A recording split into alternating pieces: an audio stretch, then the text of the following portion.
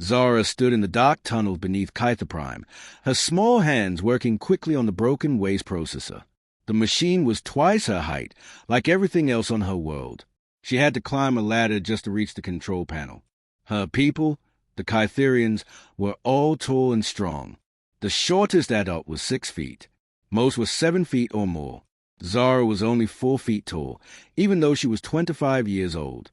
On her world, being small meant being worthless. The waste processor made a loud grinding noise. Zara knew exactly what was wrong. She had fixed this same problem dozens of times. The other workers never bothered to learn. They just called her when something broke. Small one, hurry up, called Bricks from above. He was a supervisor, standing 8 feet tall with muscles like tree trunks. The High Commander wants this sector cleaned before the night cycle. Zara did not answer. She opened the machine's side panel and found the problem. 3 circuits had burned out, just like she expected. But instead of just replacing them, she pulled out a small device from her tool bag. It was something she had built in secret, using spare parts she found in the trash. She connected her device to the machine's main system. Numbers and symbols flashed across a tiny screen. Zara smiled. Her modification would make the processor work 3 times faster and use half the power. But she would never get credit for it. Bricks would tell everyone he fixed it himself. 2 hours later, the processor was running better than ever. Zara climbed down from the ladder, her clothes dirty and her hands covered in grease. Bricks walked over and looked at the machine. Good work, small one. The machine sounds different. What did you do? I just cleaned it. Zara lied. Sometimes the old parts need extra care. Bricks nodded and walked away. He would write a report saying he had improved the machine's performance. He would probably get a promotion. Zara would stay in the tunnels, fixing things that broke. This was her life. Every day, she solved problems that the tall Kytherians could not solve. Every night, she went home to her tiny room in the worker district. She had tried to join the military academy 5 times. Each time, they rejected her application without even looking at her test scores. Too small for combat, they always said. Find work that matches your size. But Zara knew she was smarter than most of the academy graduates. She had taught herself mathematics, engineering, and tactical planning by reading old books she found in the trash. The Kytherians threw away many useful things. They only cared about being bigger and stronger than everyone else. That night, Zara sat in her room, working on her secret project. She had built a communication device that could pick up signals from space. Most Kytherians did not care about other worlds. They believed their planet was the center of the universe. But Zara was curious. She wanted to know if there were other people among the stars. Maybe somewhere out there, being small was not a crime. She adjusted the antenna and listened to the static. Nothing but empty noise. Like always, she was about to turn it off when she heard something different. This is Captain Jake Morrison of the Earth ship Aurora. We are experiencing engine failure and need emergency landing coordinates. Please respond. Zara's hand shook. The voice was speaking a language she had never heard, but her device translated the words automatically. She had built the translator herself, based on mathematical patterns she found in old communications theory books. Someone was out there, someone from a place called Earth. She grabbed her microphone. Unknown ship, this is Zara. I can help you land safely. What is your current position? The voice sounded surprised. Thank you, Zara. We are approximately 50 kilometers north of your largest city. Our engines are failing fast. Zara looked at her maps. She knew every landing site on the planet. Most were controlled by the military, but there was one place they never watched. An old mining platform in the wasteland. I can guide you to a safe landing zone. Follow my coordinates exactly. For the next hour, Zara helped the alien ship land safely. She used her knowledge of weather patterns and terrain to find the perfect spot. The ship was damaged, but the crew was alive. As she turned off her communication device, Zara realized her life was about to change forever. She had just made contact with beings from another world. Beings who did not know she was supposed to be worthless because of her size. She looked out her small window at the stars. Tomorrow, she would go to the landing site. She would meet these strangers from Earth. Maybe they would be different from her own people. Maybe they would see her as more than just a small, useless creature. For the first time in years, Zara felt hope. The next morning, Zara left her small room before the sun came up. She told Brick she was going to check the outer way systems. He did not care where she went, as long as the work got done. The mining platform was 20 miles from the city. Zara had to walk most of the way, hiding when Kytherian patrol vehicles passed by. Her people did not like citizens wandering alone in the wasteland. When she reached the platform, she saw the alien ship for the first time. It was smaller than Kytherian warships, but it looked more advanced. The metal was smooth and silver, and strange symbols were painted on the side. Part of the ship was damaged, with black marks where the engines had overheated. 3 beings stood near the ship, much shorter than any Kytherian. They looked almost like her people, but their skin was different colors and they had no facial ridges. The tallest one was about 6 feet, the same height as the shortest adult Kytherian. Zara approached slowly. She was nervous but excited. These were the first aliens she had ever seen. One of the beings saw her and waved. He had brown skin and short black hair. "Are you Zara, the person who helped us land?" "Yes," she said, surprised that he knew her language. Then she saw the small device clipped to his shirt, a translator, much like the one she had built. "I am Captain Jake Morrison," the man said. "This is Dr. Lisa Hayes and Engineer Tom Baker." He pointed to his companions. Lisa was a woman with red hair, and Tom was tall with pale skin. "Thank you for saving our lives," Lisa said. "Without your guidance, we would have crashed." Zara felt strange. No one had ever thanked her for helping before. On her world, she was expected to work without praise. "Your ship is damaged," she said, looking at the engines. "The plasma conduits are cracked, and your navigation system is offline." Jake looked surprised. "How do you know that?" "I can see the burn patterns on your hull. And your ship is leaning to one side, which means the stabilizer gyros are not working." Tom stared at her. "She is right about everything. How did you learn about starship engineering?" Before Zara could answer, she heard the sound of large vehicles approaching. Kytherian military transports were coming across the wasteland, moving fast. "Someone must have seen your ship land," Zara said. "The military will be here soon." The Kytherians arrived in 3 large trucks. 20 soldiers jumped out, all of them over 7 feet tall and carrying energy weapons. Their leader was Commander Vex, a massive warrior with scars across his face. "Aliens," Vex said in a deep voice, "you have landed on Kytha Prime without permission. State your business." Jake stepped forward. "We are explorers from Earth. Our ship was damaged, and we made an emergency landing. We mean no harm." Vex looked down at the much smaller human. "Earth? We have never heard of this place. How did you find our world?" "We were exploring this star system when our engines failed," Lisa explained. "One of your people helped us land safely." "Which person?" Vex demanded. Jake pointed to Zara, who was trying to hide behind the ship. "She guided us to this landing site. She saved our lives." Vex turned and saw Zara. His expression changed from anger to disgust. "This small waste creature? She is nobody. She has no authority to help alien ships." "But she did help us," Tom said. "And she knows more about our ship's problems than we do." Vex laughed, a harsh sound. "Impossible. She cleans souls for a living. She knows nothing about technology." Lisa walked over to Zara. "Is that true? Do you really work in waste management?" Zara nodded, feeling ashamed. These aliens seemed so intelligent and capable. Now they would think she was worthless, just like her own people did. But Lisa smiled at her. "On our world, we have a saying. Judge people by their minds, not their jobs." She pulled out a small device and showed it to Zara. "This is a quantum mathematics problem. Our best scientists have been working on it for months. Would you like to try solving it?" Vex stepped forward. "Do not waste time with this small one. I will assign real engineers to help with your ship." But Jake held up his hand. "Let her try." Lisa showed Zara the problem on her device screen. It was complex, involving multiple equations and strange symbols. But as Zara studied it, patterns began to emerge. She could see the solution. "May I use this?" she asked, pointing to Lisa's stylus. Lisa handed it to her. Zara began working on the screen, writing numbers and symbols at incredible speed. The humans watched in amazement as she solved equation after equation. 5 minutes later, she handed the device back to Lisa. "The answer is here," Zara said quietly.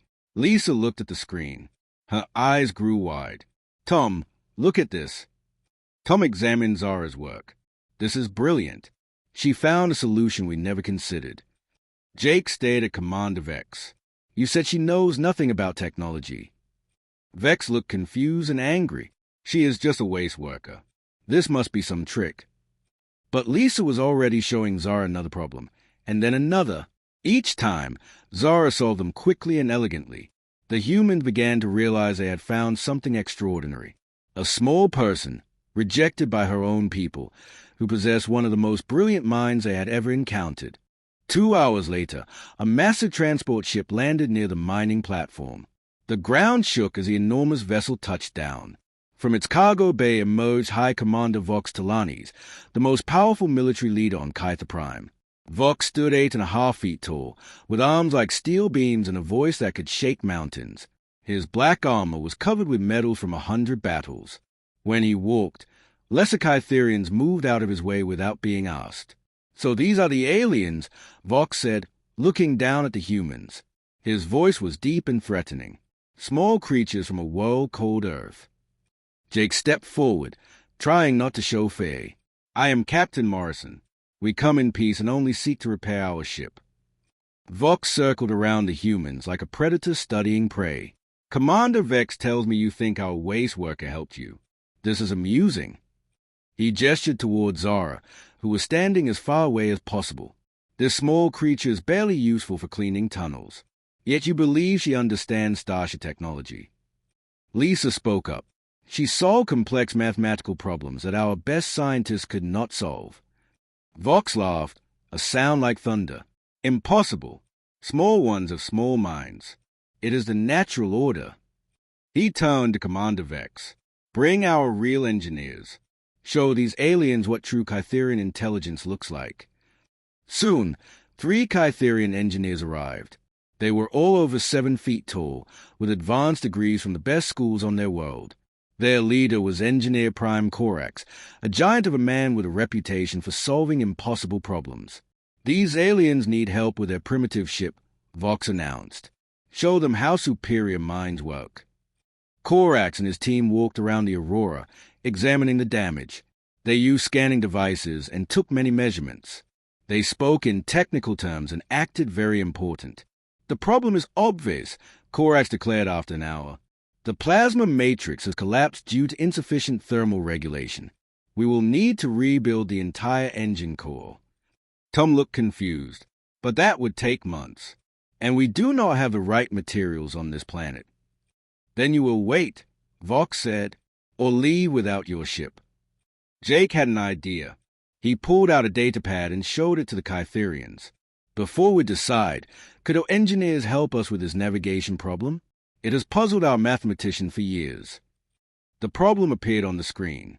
It involved calculating hyperspace jumps through unstable gravity fields. Human ships had been lost trying to solve this exact puzzle. Corax studied the problem with his team.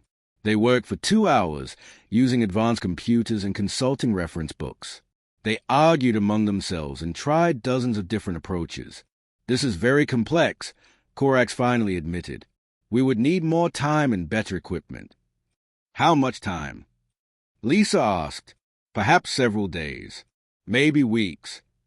Jake nodded. "I understand. It is a difficult problem." But then he walked over to Zara, who had been watching quietly from beside a broken mining machine. The Kytherian soldiers moved to stop him, but Vox waved them away. He was curious to see what the alien captain was doing. "Zara," Jake said softly, "would you look at this problem?" He showed her the datapad. Zara glanced around nervously. All the tall Kytherians were staring at her. She felt very small and scared. "I am not supposed to touch alien technology," she whispered. "It is just mathematics," Jake said. "Numbers are the same everywhere." Zara looked at the screen. The problem was complicated, but she could see patterns that the Kytherian engineers had missed. She had spent years studying navigation theory from old textbooks. "May I?" she asked, pointing to the stylus. Jake handed it to her. Zara began working on the problem, her small fingers moving quickly across the screen. She ignored the watching crowd and focused only on the mathematics. The Kytherians muttered among themselves. Some laughed. Others looked angry that an alien was letting a waste worker touch their technology. But as Zara worked, her solution began to take shape. She used a mathematical approach that was completely different from what the engineers had tried. Instead of fighting the gravity fields, her method worked with them, using their energy to help the ship jump further and faster. 20 minutes later, she handed the data pad back to Jake. "I think this might work," she said quietly. Tom looked at her solution. His eyes grew wide. "Lisa, come see this." Lisa examined Zara's work. "This is incredible. She has found a way to use gravitational slingshot effects to double our jump range." Jake turned to the Kytherian engineers. "What do you think, Korax?" Korax looked at the screen. His face went pale. The solution was elegant and brilliant, far beyond anything he could have created. But he could not admit that a small waste worker was smarter than him. "This is just luck," he said. "Anyone could have guessed this answer." But Vox was not stupid. He could see the truth in the humans' faces. The small one had solved in minutes what his best engineers could not solve in hours. "Interesting," he said slowly. "Very interesting indeed." Zara felt the High Commander's eyes on her and wished she could disappear. She had just proven that she was smarter than the most respected engineers on her world. That was dangerous knowledge for someone like her to possess. That evening, High Commander Vox ordered his soldiers to set up a camp around the alien ship. He wanted to keep watching the humans and their strange interest in the small waste worker. Dr. Lisa Hayes asked for permission to interview Zara privately. "We want to learn about your culture," she explained to Vox. "Understanding your people will help us work together better." Vox agreed, but he stationed guards nearby to listen to everything they said. Lisa and Zara sat on some old mining equipment, away from the others. Lisa pulled out a recording device and set it between them. "Tell me about yourself, Zara," Lisa said gently. "How did you learn so much about mathematics and engineering?" Zara looked around nervously. The guards were watching, but they were far enough away that she could speak quietly. "I taught myself," she said. "I found old textbooks in the waste centers. People throw away many useful things." "What kind of books?" "Engineering manuals, mathematics texts, star charts, military strategy guides. Most Kytherians do not read them because they think old knowledge is worthless." Lisa was amazed. "You learned all of this from thrown-away books?" Zara nodded. "I have been studying for 15 years. Every night after work, I read and practiced solving problems." "What about schools? Did you not attend any classes?" "Small people are not allowed in advanced schools," Zara explained. "We can only learn basic worker skills. Reading, writing, simple mathematics. Nothing more." Lisa felt angry hearing this, but she kept her voice calm. "Show me some of the things you have learned." Zara pulled out a small notebook from her pocket. The pages were filled with drawings and equations. Lisa saw designs for improved engines, better weapon systems, and defensive technologies that looked far ahead of anything she had seen. "Did you create all of these ideas yourself?" Lisa asked. "Yes, but they are just thoughts. I cannot build anything because I do not have access to materials or workshops." Lisa studied the drawings more carefully. One design showed a way to make ship armor that could absorb energy attacks and redirect them back at enemies. Another showed an engine design that could travel faster than anything humans had built. "Zara, these ideas are incredible. They could change how we build spaceships and defend ourselves." "Really?" Zara looked surprised. "But I am just a waste worker. My ideas cannot be that good." "They are better than good. They are brilliant." That night, Lisa showed Zara's notebook to Captain Jake and Engineer Tom. They sat inside the Aurora, away from Kytherian eyes and ears. "Look at this defensive system," Tom whispered, pointing to one of Zara's drawings. "If this works, it could make our ships almost impossible to destroy." Jake studied the tactical plans. "And these battle strategies. She has found ways to use small, fast ships to defeat much larger enemies. She understands space warfare better than our best military commanders." There is something else, Lisa said. She showed them more pages from the notebook. Look at these energy calculations. She has figured out how to double the power output of fusion reactors while using half the fuel. Tom stared at the equations. This is impossible. Our best scientists have been trying to solve these problems for decades. But she did solve them, Jake said. A person who works in sewers has advanced human science by 50 years. They spent hours reviewing Zara's work. Every page contained ideas that could revolutionize technology, improve military tactics, or solve problems that had puzzled engineers for generations. We have to test some of these theories, Jake decided. Tom, can you use our ship's computer to simulate her defensive system? Tom worked for 2 hours, programming Zara's ideas into the Aurora's battle simulation system. When he ran the test, the results shocked all of them. According to the simulation, her defensive system would make us nearly invulnerable to conventional weapons, Tom reported. Enemy fire would bounce off our shields and hit their own ships. What about her engine improvements? Lisa asked. Even better. Her modifications could make us 30% faster and reduce fuel consumption by half. Jake sat back in his chair. So let me understand this. The Kytherians are one of the greatest scientific minds in the galaxy, and they make her clean toilets. It appears so, Lisa said sadly, and they reject all her ideas without even looking at them. Because she is too small to matter. Jake stood up and walked to the window. Outside, he could see Kytherian guards patrolling around their ship. These tall, proud warriors had no idea they were wasting their planet's greatest treasure. We need to talk to her again tomorrow, he decided. There might be even more knowledge in her head that she has not shared yet. What are you thinking? Tom asked. I am thinking that we accidentally discovered something more valuable than a new ally. We found a genius who could help humanity reach the stars faster and safer than we ever imagined. Lisa looked worried, but she belongs to this world. We cannot just take her away from her people, even if her people treat her like garbage. Jake asked. Even then, it would not be right. Jake nodded, but he was already forming a plan. If the Kytherians did not value Zara, maybe she could choose a different path. Maybe she could find a home among people who would appreciate her brilliant mind.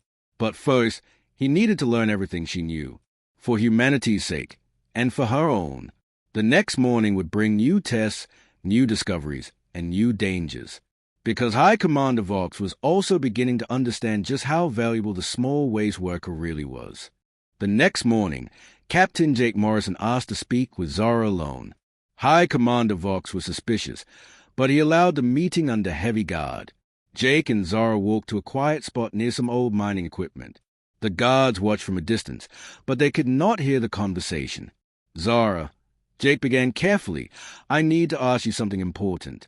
Are you happy here on your world? Zara looked surprised by the question. Happy? I do not understand. I am alive. I have work. That is enough. But do you feel fulfilled? Do you get to use your mind, your talents? Zara was quiet for a long moment. No one has ever asked me that before. I am asking now. She looked at the ground. Every day I solve problems that others cannot solve. Every day I watch tall people take credit for my work. Every day I go home knowing that I will never be allowed to do more than clean waste systems. What if there was another way? Zara looked up at him. What do you mean? Jake pulled out a small device and showed her pictures on the screen. This is Earth, my home world. These are our cities, our schools, our research centers. The images showed humans of different sizes and colors working together. Some were tall, some were short, some were in between. They all seemed to be valued equally.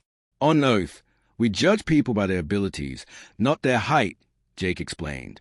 Small people can be scientists, engineers, military leaders, anything they want to be. Zara stared at the images. This is real?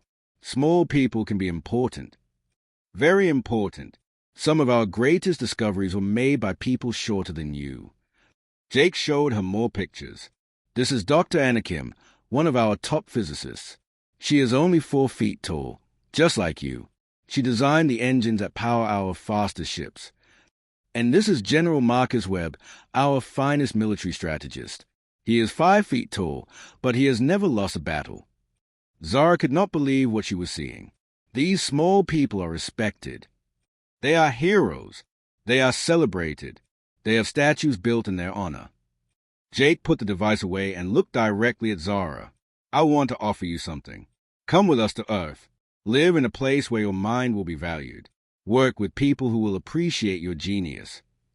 Zara stepped back, shocked. Leave my world? But this is my home. Is it really? Or is it just a place where you were born? She looked around at the wasteland, then at the Kytherian guards who watched her like she was a dangerous animal. I cannot leave, she said finally. This is where I belong. Do you belong here? Or do you belong wherever your talents can flourish? Before Zara could answer, they heard heavy footsteps approaching. High Commander Vox was walking toward them, his face dark with anger. What are you discussing with our worker? Vox demanded. Jake stood up straight. We were talking about mathematics and engineering. Your worker has remarkable knowledge. She is not our worker to you.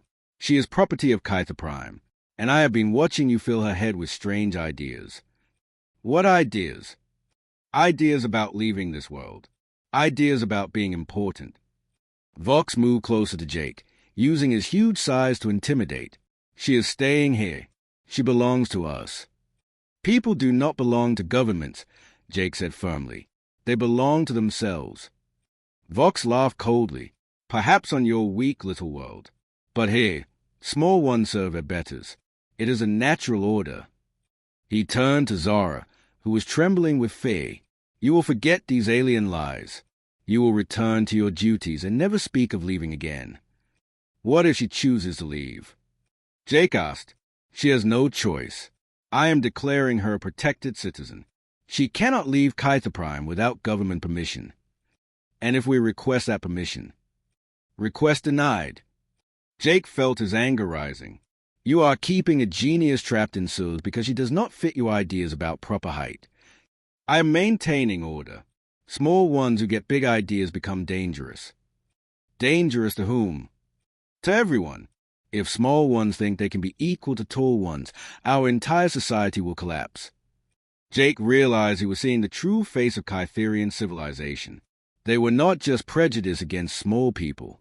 They were terrified of them. You are afraid, he said. You are afraid that if people like Zara are allowed to succeed, others will realize that size does not matter, that intelligence and ability are more important than height. Vox's eyes flashed with rage. You understand nothing. Alien. We have built a strong society based on natural hierarchy. The tall rule, the small serve. It has worked for thousands of years. And in those thousands of years, how many brilliant minds have you wasted? How many discoveries have you lost? How much progress have you prevented? Progress is not worth chaos. Jake looked at Zara, who was listening to every word. What do you think, Zara? Is progress worth the risk of change? Before she could answer, Vox grabbed her arm. She thinks nothing. She obeys. But Jake had seen something in Zara's eyes. A spark of hope. A desire for something better. The offer stands, he said quietly. When you are ready to be free, Earth will welcome you.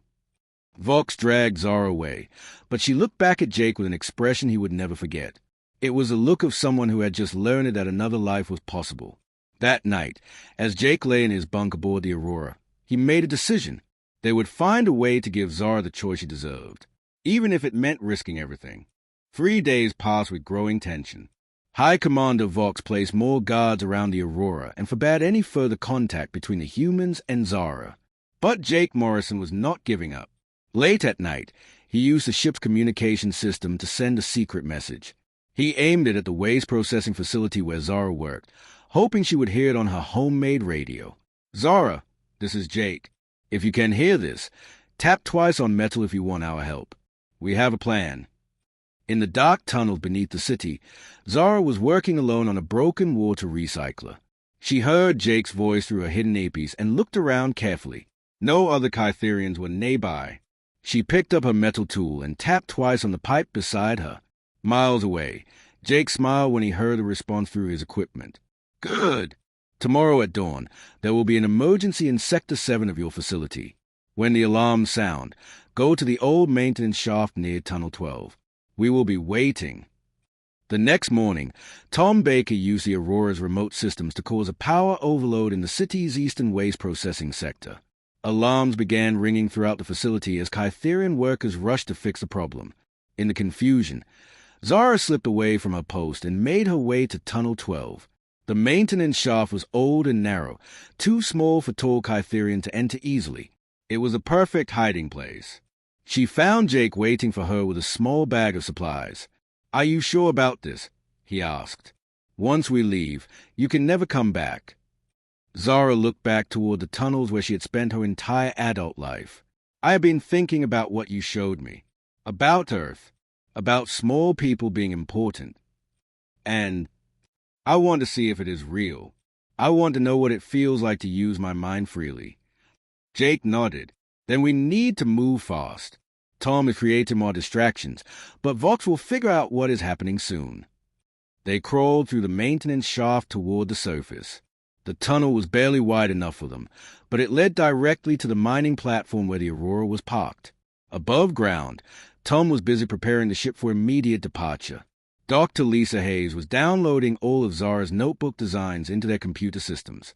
But High Commander Vox was not fooled by the distractions. He had been watching the humans carefully and suspected they would try to steal his valuable small worker.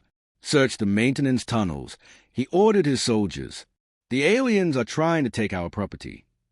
20 Kytherian troops spread out across the facility, looking for hidden passages and escape routes. Jake and Zara emerged from the tunnel just as the first soldiers reached the surface. They ran toward the Aurora, but Kytherian vehicles were already surrounding the landing area. "Stop!" Vox's voice boomed across the platform. "Return our citizen immediately." Jake helped Zara climb aboard the Aurora as Tom started the engines, but the ship was surrounded by armed Kytherians, and their weapons were pointed at the hull. "If you try to leave, we will shoot you down," Vox announced. Inside the ship, Lisa was frantically working at her console. "Jake, I need more time to prepare our defenses." "How much time?" 10 minutes, maybe 15. Jake looked at Zara. "Can you help us?" Zara studied the ship's systems through the window. She could see the Kytherian vehicles positioned around them, and she understood their tactics perfectly. "I know how they think," she said. "I know their weaknesses." She moved to the navigation console and began entering commands. "Your ship is faster than theirs, but they know the terrain better. However, there is something they do not know." "What?" "The waste processing system extends throughout this entire area. There are tunnels and passages they have forgotten about." Zara's fingers moved quickly across the controls, uploading a detailed map of the underground network to the ship's navigation system. "If you fly low and follow these routes, their sensors will lose track of you. The metal in the tunnel walls will block their tracking systems." Tom looked at her map. "This is incredible. You have memorized the entire underground structure." "I have been working down there for 10 years. I know every pipe and tunnel." Lisa finished preparing their defenses just as Vox lost patience. "Last warning, aliens. Surrender the small one or face the consequences." Jake activated the ship's communication system. "High Commander, we are requesting political asylum for a citizen who wishes to leave your world freely." "She has no right to leave. She belongs here. People belong to themselves, not to governments. Not on my world." Jake looked at his crew, then at Zara. "Then we disagree about the nature of freedom." He grabbed the flight controls. "Hold on, everyone. We are leaving now." The Aurora lifted off suddenly, using Zara's tunnel maps to fly through passages no Kytherian pilot would dare attempt. The ship twisted and turned through the underground maze at incredible speed, guided by Zara's perfect knowledge of every twist and turn. Above ground, Vox's forces tried to follow, but they quickly lost a fast-moving ship and complex tunnel system.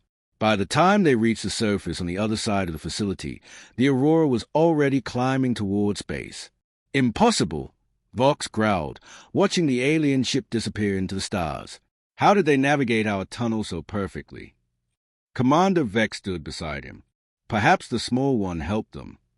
Vox turned to stare at his subordinate. "Are you suggesting that a waste worker outsmarted our entire military?"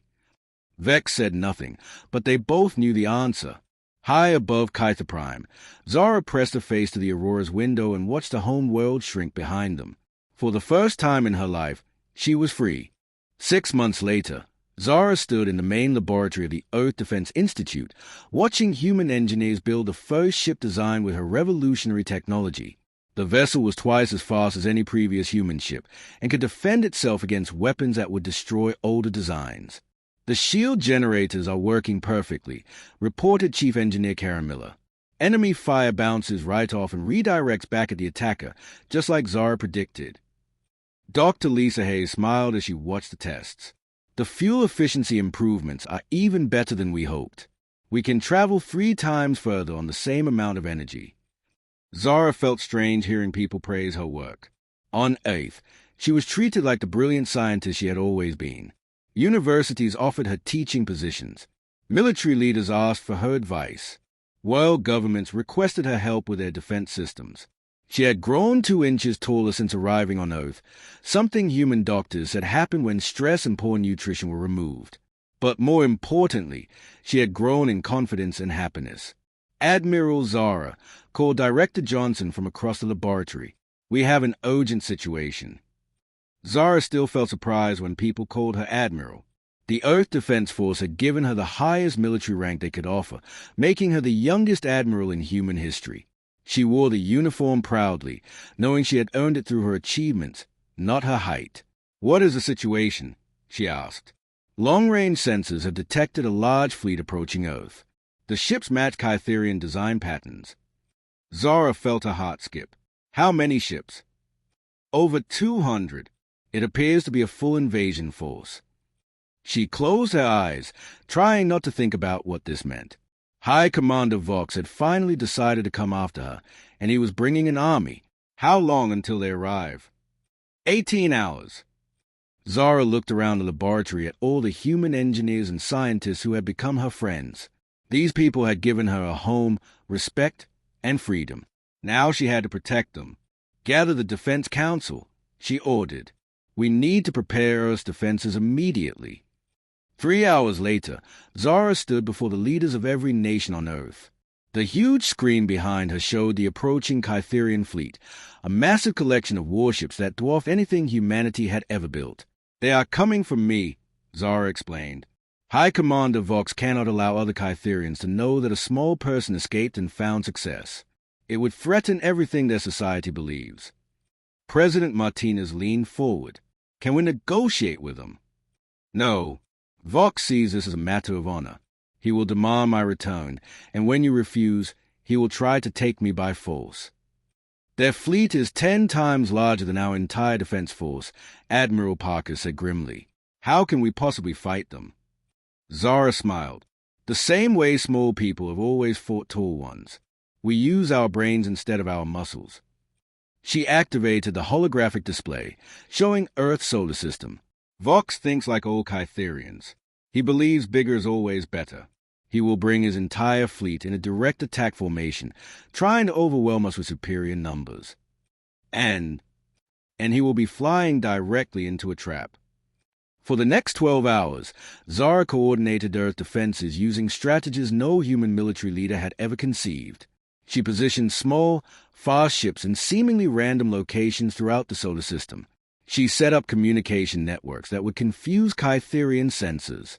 She prepared weapons that would turn the enemy's size against them. When the Kytherian fleet arrived, Vox stood on the bridge of his flagship and stared at Earth's small defense force.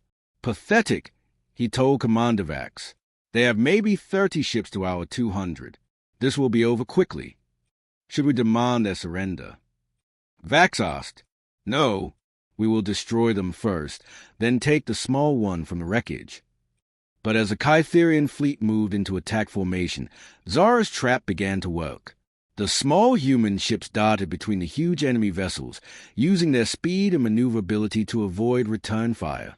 The defensive system Zara had designed turned the Kytherians' own weapons against them. "Our shots are bouncing off their shields," reported a Kytherian gunner. "The energy is redirecting back at us."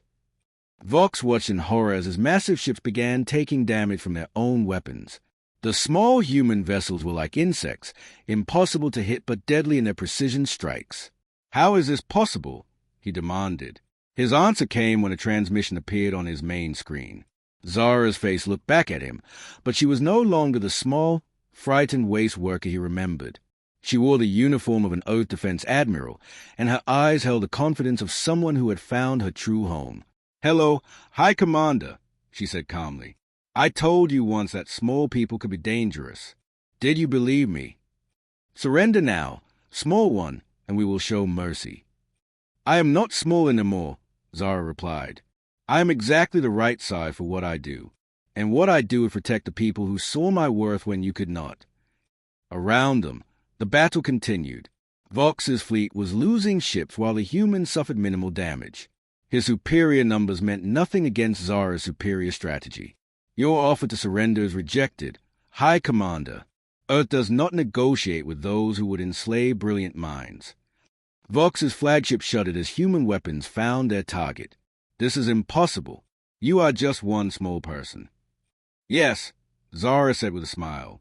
"One small person who found a home among people who believe that greatness comes in all sizes. One small person who learned that being different is not a weakness, but a strength." The transmission ended, and Vox watched his invasion force retreat in defeat. As his damaged flagship limped away from Earth, he finally understood the truth. Size meant nothing. Intelligence meant everything. And he had just learned that lesson from the small waste worker he had once thought worthless. On Earth, Zara stood at the observation deck of the Defense Institute, watching the last Kytherian ships disappear into space. Dr. Lisa Hayes joined her, along with Captain Jake Morrison and the other humans who had become her family. "Think they will come back?" Jake asked. "No," Zara said confidently. "Vox is many things, but he is not stupid. He knows now that Earth is protected by something more powerful than weapons or numbers."